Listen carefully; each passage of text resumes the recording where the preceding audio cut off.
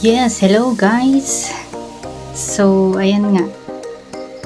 Dumaan ako kila mama tapos nagkayayaan kumain sa labas. So, ayan, outfit check muna. So, papasyal ko kayo kung saan may masarap na kainan.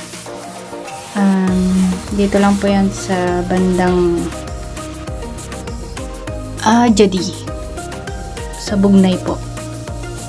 Ito nga po pala ang Junior Inasal na kung kailan lang nag-opening sila nung August 6. So, hindi na tayo nakatin ng opening nila kasi baka madami din lang taong hirap pumila.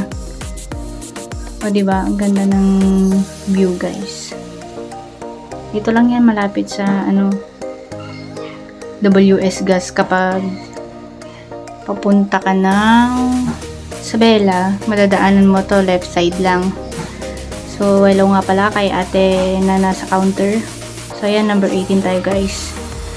Kasama pala natin ang ayan, reveal. Ito nga pala si mama at si tito. Ayan, nagkayaan lang kumain sa labas.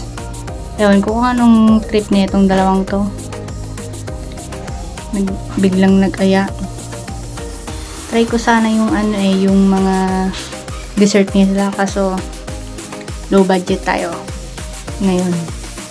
Bawi na lang next time. So, eto nga pala yung pinaka-hot na soup nila. Parang sa inasal din.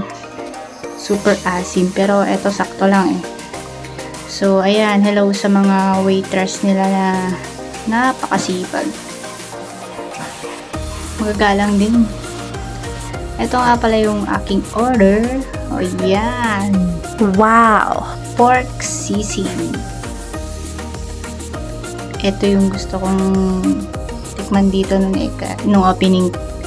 Kaya ngayon ko palang titikman.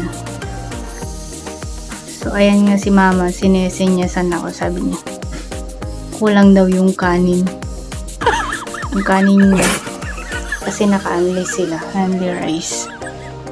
Kasi sabi ko mag-order ka, may waitress dun sa likod mo. Tapos hindi niya naintindihan. Naglo-loading. Naglo-loading siya dyan eh. So, ayan kaya si tito na ang nag-order ng kanin.